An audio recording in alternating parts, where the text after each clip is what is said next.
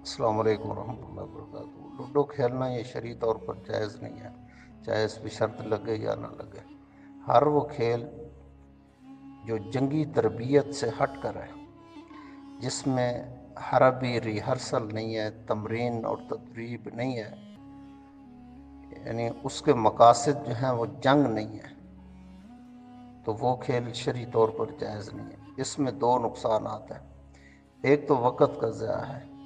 روزے کی حالت میں انسان کو یہ سوچنا چاہیے، روزے دار کو، کہ اس کا ایک ایک لمحہ انتہائی قیمتی ہے۔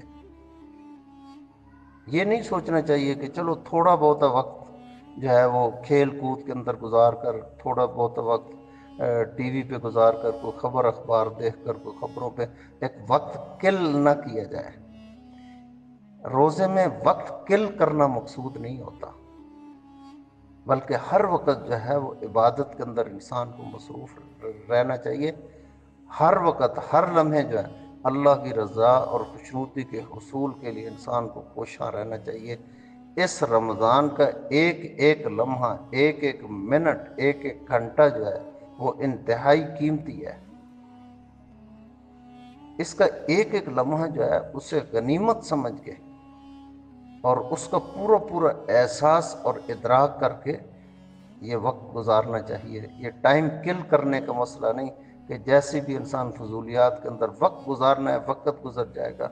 تو رسول اللہ صلی اللہ علیہ وسلم نے ارشاد فرمایا، بہت سارے صائمین ہیں جن کو منہ بند کرنے کے علاوہ شام کے وقت کچھ نہیں ملتا، اور کتنے لوگ ہیں جو قیام کرتے ہیں ساری رات اور محض تھکاوٹ کے علاوہ انہیں کچھ بھی نہیں ملتا۔ انسان کو کوشش کرنی چاہیے کہ یہ جتنے بھی لغویات ہیں، افوات ہیں، ان سب سے پرہیز کرنا چاہیے۔ یہ ہے لعلکم تتقون۔ ان ساری چیزوں سے پرہیز کرنا، بچنا، اسی کا نام تو تقوی ہے۔ جو اصل مطلوب صیام ہے، روزوں کا اصل مطلوب اور مقصود ہے۔